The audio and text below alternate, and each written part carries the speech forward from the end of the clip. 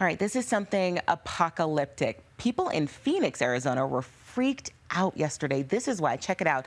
A blanket of dust blanketing over the sky. You were looking at time lapse of an event called a haboob.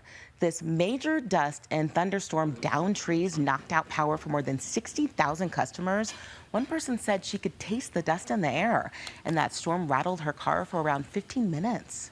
And at the Phoenix Sky Harbor Airport, a connector bridge was shredded by 70-mile-per-hour wind gusts. A terminal roof was damaged, and more than 200 flights were delayed by 9:30 last night. The National Weather Service issued several severe warnings, urging people to avoid being on the roads for low visibility because it was so dangerous. And a Phoenix-based meteorologist tells us the city has been drier than normal during monsoon season, while parts of Arizona have had a fair amount of rain. So, Lauren, a haboob can climb thousands of feet and cut off visibility within seconds. Yes, I was seeing on social media today, people were saying, is this AI? Because, but no, they look fake because they're so wild. So just like a blizzard can immediately cut off your visibility in winter, this does the same thing. Not the same atmospheric setup, but this is with dirt instead. So dust storms are nothing new during monsoon season. A haboob is a dust storm. It's pushed by the wind produced by a weather front or by a thunderstorm, and it typically occurs in flat, arid areas, just like Phoenix. The outflow of the storm creates a giant wave of dirt and sand from the ground. And again, like we talked about, they look very apocalyptic in pictures, like a giant wave